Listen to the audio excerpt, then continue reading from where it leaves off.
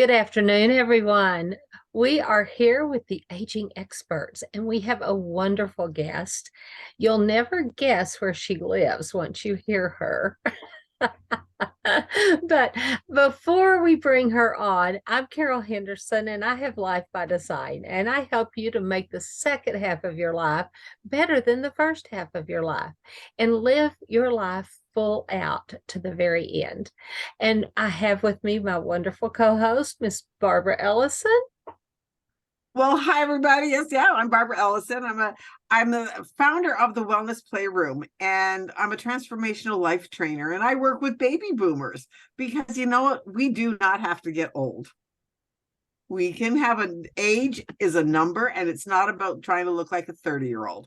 So it's about just being your best self ever. That's why I am so excited that we have Dawn on. We are going to have just an absolutely amazing conversation. So Dawn, welcome to the show. So we're going to hear a little bit about you, how you came to be doing what you're doing, and how the second half of your life is just blossoming. I'd be absolutely happy to tell you that my name is Dawn Livingston. Hello. I live in Texas, believe it or not, but I am originally from Scotland. Yes, I've been in Texas now for 9 months. Just love it here. Okay, hold on. I'm already going to interrupt you. Did you just move straight from Scotland to Texas, or places in We between? moved from Scotland to California, Southern California in 2011, and then we moved to Northern California in 2016, and then we moved over to Colorado in 2017, and we moved over here in 2022. So Okay. yes, we like to travel around, and my husband's been moving about with his job as well, so it's been great. We're getting to see America. Now, is he from Scotland too? He actually sounds like he is, but he's not. He is an American. He was born in Ohio, believe it or not, but he sounds just as Scottish as me. I was just curious. A friend of mine spent many, many years in Scotland as a missionary. In Yeah. fact, she went over and then married her husband, uh, who was kind of the head of the missions group that all the kids went over with. So, Right. Nice. Yeah, People, we love it they here. say people tend to pick up an accent very quite easily. You know, so I think I'm a bit too old for that. Maybe I yeah. shouldn't say that. Anyway, so tell us about you. About me, oh my goodness. So like I said, I'm born and raised in Scotland, and we've been over here in the US for nearly 12 years now. I'm an ascension coach, an energy healer, an author, and a teacher of some energy healings. Um, I'm finding my passion is actually helping people to transform their lives with the knowledge and the life experience that I've gone through, that I have picked up along the way. Um, for most of my life, I have been in toxic relationships. I've had a very estranged relationship with my biological father. I was bullied from school from about 11 years old, maybe 10 years old, right up through past college. And then I just got in tow with the wrong people, unfortunately, just attracting people that were not good for me, but they just seem to keep coming, and it was only just been recently that I have discovered that it's been my vibration that's been attracting them. It's not them that's coming to me. They are being attracted by myself.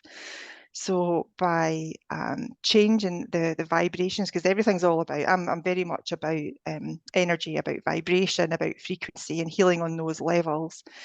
And everything is energy. It's all your thoughts and your words and your actions and your habits. They're all vibrations. They're all resonances.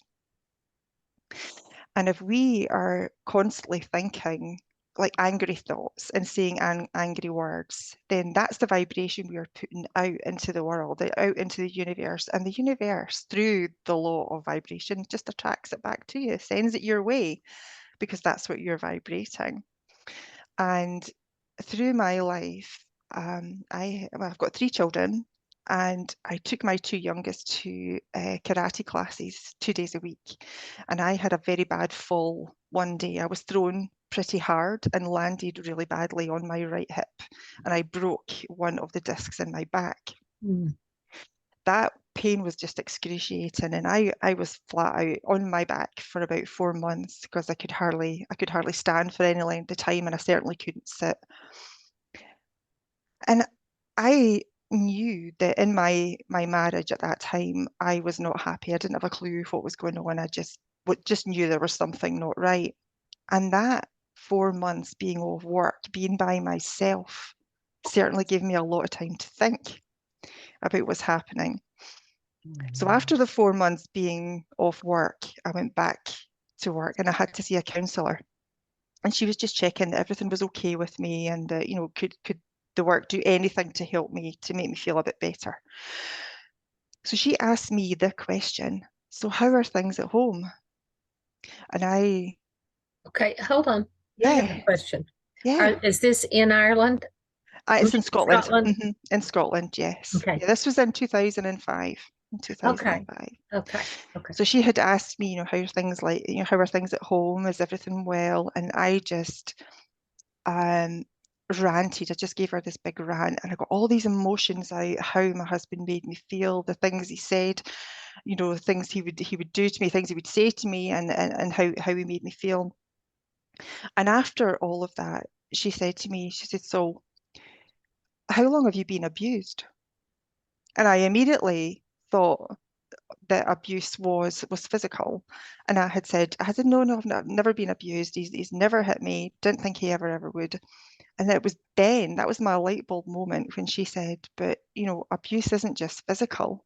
You have been mentally, emotionally, verbally, and psychologically abused in that marriage. And that was the turning point in my life. The sudden realization that I was only being abused because I allowed it. Does that make sense? Yes. Yeah. And that was me. My life totally changed after that, because I knew I had two choices. I could either continue with accepting how I was being treated, or I could break the chain and break myself free and not have that anymore. And of course, that's what I chose to do. But since then, it's been a very much a learning process about our subconscious, the conditioning that we have in our minds that keep us stuck in past cycles. And it's been a good journey for me trying to work out and trying to work through breaking those cycles to get from the familiar, comfortable feelings into the unknown and get past that fear of, oh, you're going into something unfamiliar. And of course, your body just drags you back into safety, doesn't it? It just pulls you back. Your ego's to keep you safe. That's its job, is to keep you safe, and your fight or flight. But it took a while for me to actually understand what was going on, and it's been working very, very effectively. And I'm in an absolutely fantastic marriage. I have got nothing but support from my husband, which is great. So I know it works, and I'm helping other people to do exactly the same, helping them to break out their habits, their addictions, and starting them on a better course so that they can start attracting and creating their life from the present moment, looking forward to the future without creating more of their future from the past, if that makes sense. It does. Okay. And we are all frequency. The chair you're sitting in is frequency. Yes. It's God spoke. Yeah. And that's where, he says light be, and light was. Yeah. And it wasn't the passive, let there be light. No, it was light be. He commanded it. And there's more strength in that verbiage, and that's what the original texts say. But people don't realize it, and they don't realize. For years they've said, "Oh, talk to your plants or play nice music." Well, they do respond to frequency because they're frequency too. Yes. Tripod sitting there in Barbara's lap is made of frequency, and Tripod knows when Barbara's on screen, and she wants to do her little, I'm ready for my close-up, Mr. DeMille. Yes, my cats are exactly the same. They know when I'm in a healing session, and I've usually got one on my lap, and I've got one sit because I've got a blanket just here on the side of my desk, and the little one goes to the blanket, and the other one comes and curls up on my lap, because they sense the energy, they Mhm. sense the frequency, and it's slightly higher for them, so they're going to come and absorb it. I don't know if you've ever noticed, but when cats in particular, I don't have dogs, but I have cats, and they'll come through for maybe 5, 10 minutes, and then they'll just jump down and wander off because they're full. They've taken in all the energy that they need, and they just wander off when they've had it. Yeah, and they're quite happy, absolutely quite happy. We don't understand about all the energy stuff and how energy transference, for example, when you're out and about and there's a lot of people around, people don't understand that whoever they pass, they can take on that energy from them. And if it's negative energy, then we are burdened with that as well. So people don't know that they have to clear it. They don't have to clear it. Well, we have a friend, Barbara and I do. Her name's Kirsty. And I've heard this teaching from other places, but she teaches about, and I can't remember what part of the It's atom. something, it's in the neurons, the neurons. Well, yeah, but it's even, I think, smaller. I'll have to look it I'm up. not We'll sure. have to get But anyway, specific that what it is. when you're in a good vibration and you're, listening to good music around good people in a good frame of mind, we wave out.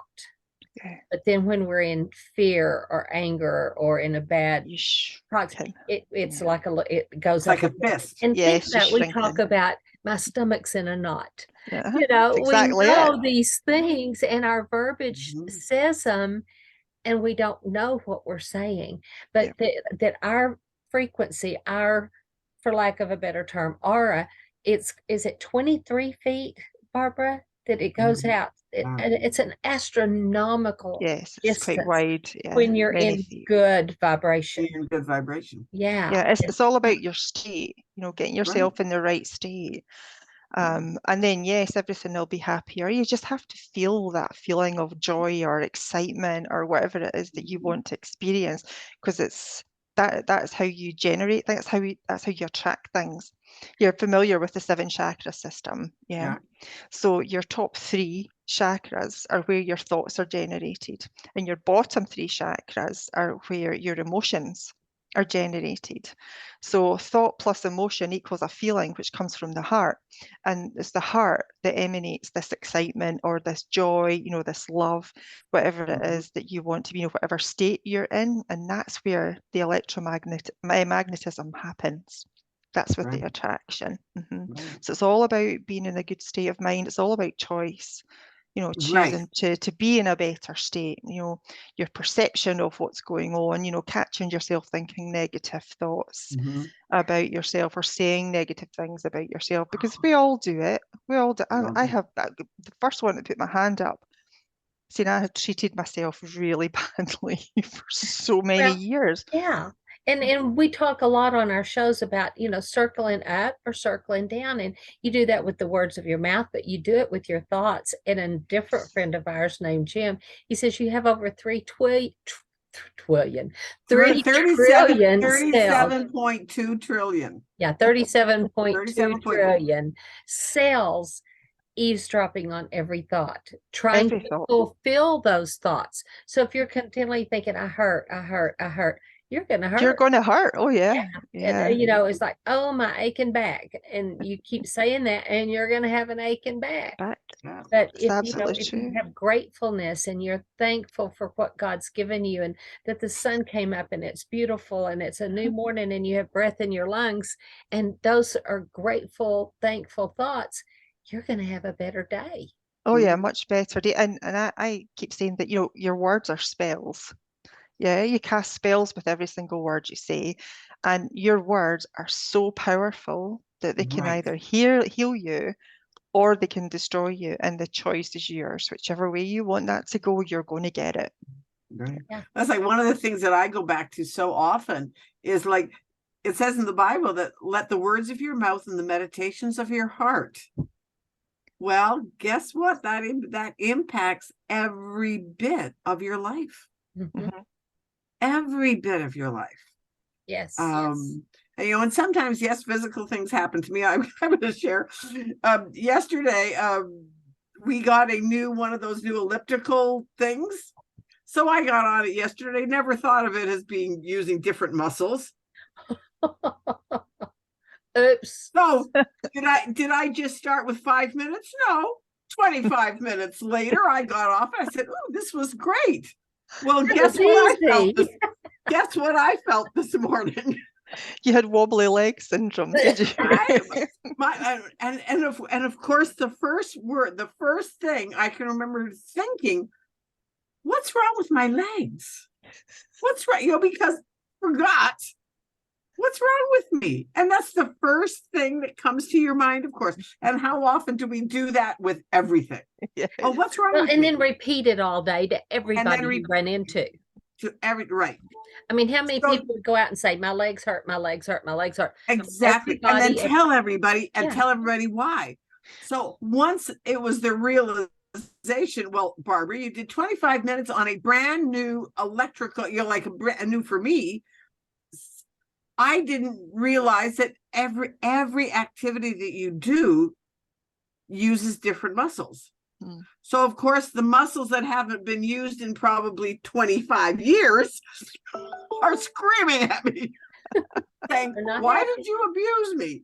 You're finding all those muscles, yes. I was finding all those little muscles. So I have to admit, I came home and I said, all right, I have got to sit. Otherwise, because I know I wanted to be up for these shows. And I said, I've got to sit down and put my legs up and give them a break. So I did, and it has been amazing. And now, of course, I think I told one person because she noticed me kind of like, I said, oh, I didn't. And she's an exerciser too. And she said, oh yeah, new machines. You can't do that, Barb. I was like, yeah, I know that now. We know that now. Why didn't you tell me that yesterday? And yeah, but you know what? You don't even. The thing is, so how often do we do things without even thinking about it? 95 to 99% of the day. Of the time. Mm-hmm. Yes. Exactly. And how many people say that scared me to death? Well, are you dead? Are you dead? But you keep saying that and you're gonna be. Yeah. I mean, we've been taught, we've been conditioned to speak negatively, and it's a choice. Right. And just the phrasing. One of the things I've said is, oh, no problem. And Barbara's going, you better quit saying that. And so I've been really trying to catch myself, and when I don't, she does. But you catch me too, so it's like, yeah, that's true. Yeah. But you need a running partner that'll do that. I have two other friends, and he'll say something, and his wife will go, "Do you want me to agree with that?" And they're really quite famous ministry couple, and everything. It says, I'll be more than glad to pray with you on that and agree. And it's like, no. Right. Because the words of our mouth, we say the things. And that's one of the things that I think we talked about the other day, was that sometimes, like a baby is crying. Oh no, it was with one of my other guests. The baby is crying. The parents look at each other and go, what's wrong with the baby? Why is it crying? Well, guess what? Guess who's hearing that? The baby. What's wrong with you? And I can remember hearing that no matter which way I was. Yeah. Either I was my normal exuberant self, or if I was the quiet, what's wrong with you? Mm-hmm. And I think that was one of the turning points in so many ways of, once I realized that had been part of my upbringing. It's like, no, I am choosing to go past that. I love me. Yes. And the other day we had to do an exercise on say something that's really nice about you. And how often are we taught that, oh, we don't brag about ourselves, or we don't compliment ourselves, or that we're, oh, you don't do things like that. Well, this was an exercise that we literally had to, all of us that were in the group, we all had to say something nice about ourselves that we felt good about. Mm-hmm. And as the group was and it was coming to me, and I was like, oh, brother, what am I going to say? Then, of course, it's like, oh, what am I going to say? What am I going to say? And finally, it dawned on me is that I am just so grateful that now I totally feel comfortable in my own skin. I know who I am. Yeah. And it was like, but as the words came out, it was like, oh, wow, those words are true. Mm-hmm. And the whole energy shifted. And my energy shifted. It does. And It's I very realized that I had never said it before. yeah, it's very uncomfortable when you start to have that awareness and you think, okay, well, I'm going to start being nice and talking to myself. It's so hard to Yes. get out of that, you know, that automatic programming, that automatic pilot that's been driving your life, because it automatically gives you the same phrases and thoughts and words and wants you to do the same actions that you've been doing all your life, that's been keeping you stuck in your past, isn't it? Right. Yeah. And it's the next step is to do it in a mirror, looking yourself in the eyeballs. Yes. Very powerful. Yes. Well, I think that's what happened with this being on this Zoom in this group. Yeah. Because you did see yourselves. Because so it was and the funny part is that some of the responses were just like oh well, yeah, because it was playing safe. Well, and that may have been way out of their comfort zone. And that was out of their comfort zone. We've all been doing this for a while. Right. And but stop and think, whether you as a child or you as a parent, and the child is there and it's no, no, no, no. And we do it for their safety. No, don't touch that. No, don't go there. No, don't run in the street. But they hear no. I mean, somebody has the statistics and they can put it in the chat, but it's like overwhelmingly like 10 or 20 to 1. Yes. And as my kids became teenagers and young, older young kids, I made a conscious effort to say, I'm going to say yes when I can and no when I have to. Now they still got plenty of no's because I raised 3 boys. So, that goes with the territory. Yeah. No, you can't throw the cat out of the 3rd floor window.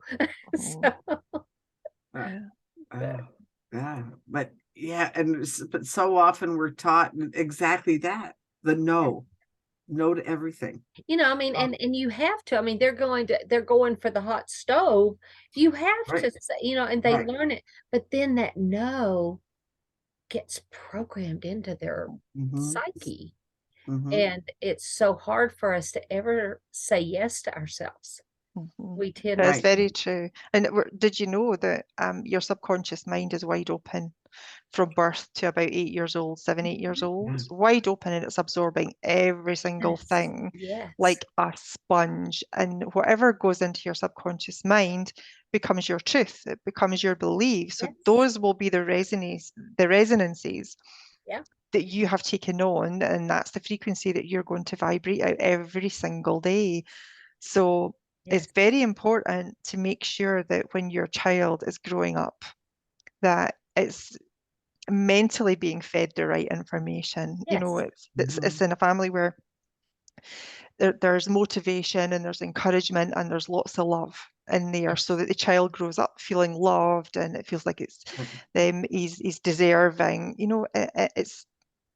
It's so easy for them to pick up everything because they're very curious and they're learning all the time. Right. And whether it's good or bad goes right in. Yeah, it's important for people to be aware of that. Yeah. And one of the things sorry, go ahead.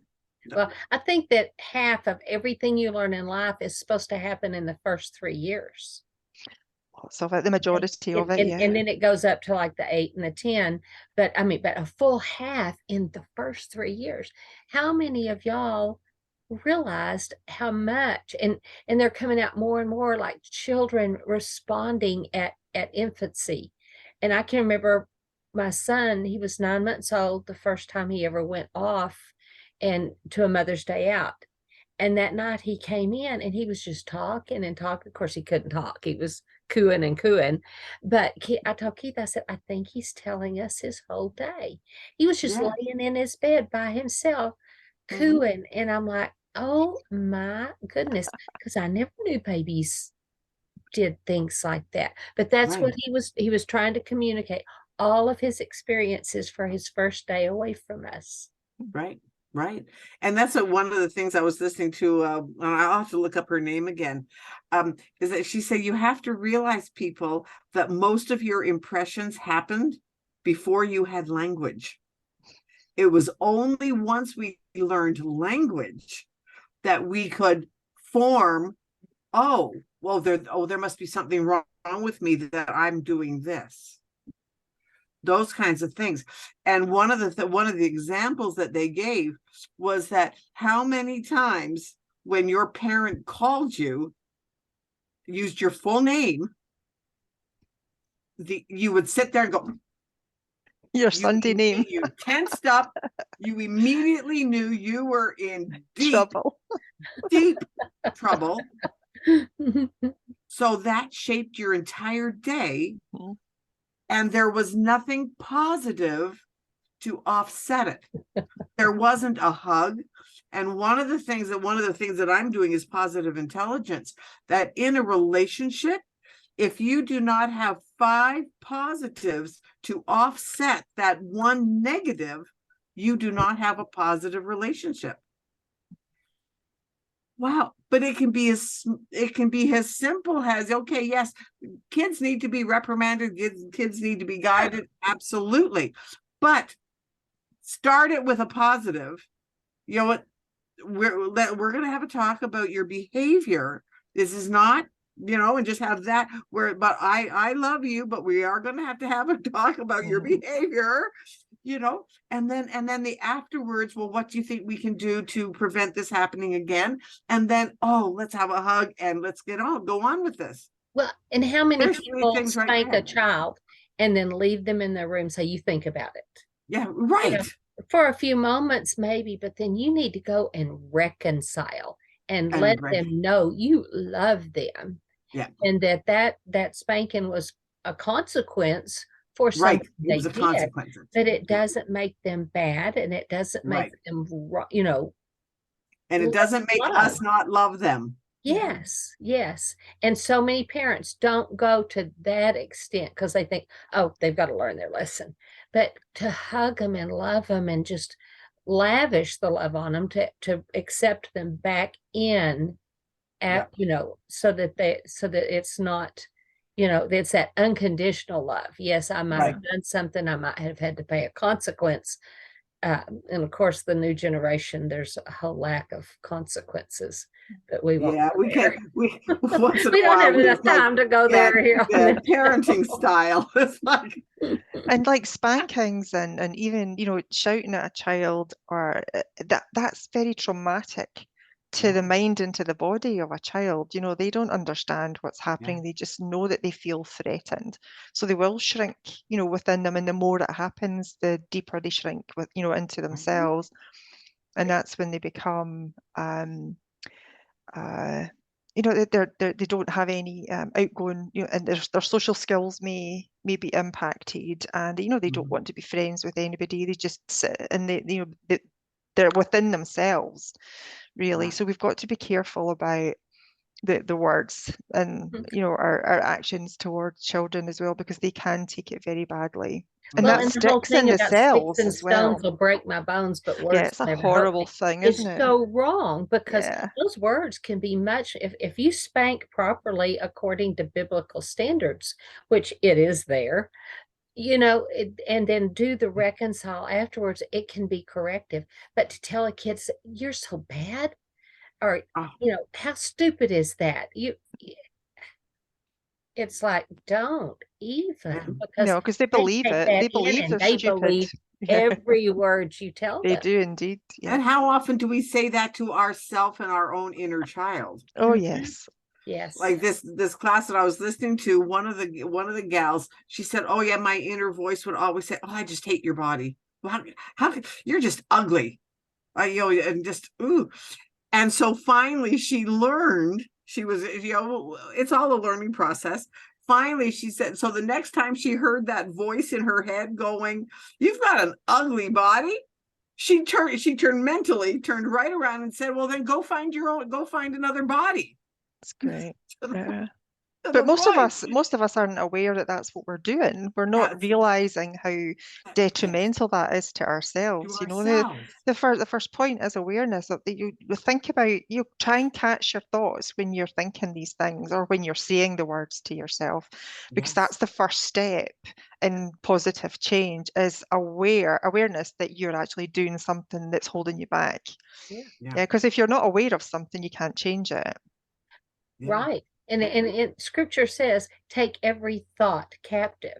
And the Right. thing is, if we treated other people the way we treat ourselves, Selves. We if would have we no talk friends. to them the way we talk to ourselves, for the most part, no one would be around us. Yeah. I mean, we would be totally alone because we are so typically hard on ourselves until we start learning these things and learning to love But ourselves. we're kind of conditioned to believe that we That come there's something wrong with second. us. Well, that we come second. You know, we don't Yes. spend the time on us because that's selfish. You know, you've got to go and do something for everybody else.